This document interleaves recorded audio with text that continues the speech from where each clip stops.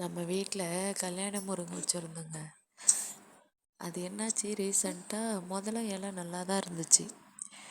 இப்போ ரீசெண்டாக என்ன இருந்துச்சுன்னா ஏதோ பூச்சி விழுந்த மாதிரி நீங்களே பாருங்களேன், இலை ஃபுல்லாக வந்து கட்டி கட்டியாக போயிடுச்சு. அந்த மேலெல்லாம் புள்ளி புள்ளியாக கட்டி கட்டியாக போயிடுச்சு.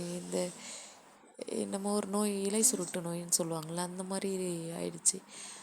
மழை டைம்லாம் செம்மையாக இருந்துச்சுங்க இலை. இது நிறைய மருத்துவத்துக்கு பயன்படும் இந்த இலை.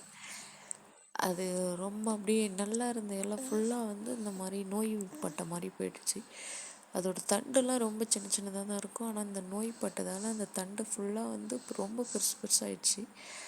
சரி, இதை மரத்தோடு விட்டால் இது எப்படியும் அடுத்த மரத்தையும் வீணாக்கிடுன்னு சொல்லிட்டு அந்த அதிகமாக இருக்கிற இலையை மட்டும் ஒடிச்சாச்சு. மரம் ஃபுல்லாக தான் இருக்குது, இருந்தாலும் அதிகமாக இருக்கிற மரம் மட்டும் ஒடிச்சாச்சு. மாட்டுக்கிட்ட போட்டுட்ருந்தோம். சரி, ஃபுல்லாக வெட்டிடலான்னு பார்த்தா சரி, நுனியில் தான் இருக்குது. நீங்களே பார்த்தா தெரியும். அது எதனால் இப்படி வருதுன்னு தெரியல. இதுக்கு என்ன மருந்து அடிக்கலான்னு உங்களுக்கு தெரிஞ்சால் சொல்லுங்கள். அது ஒரு சீசன் தான் வருது.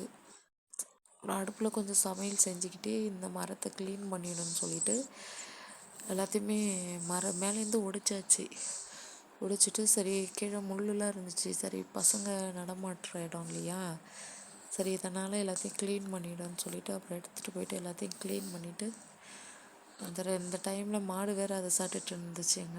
சரி, மாட்டுக்கிட்டே கொட்டிட்டோன்னு சொல்லிவிட்டு எடுத்துகிட்டு போய் மாட்டுக்கிட்டே போட்டுட்டு நல்லா சுத்தமாக க்ளீன் பண்ணிக்கிட்டு இருந்தேன்.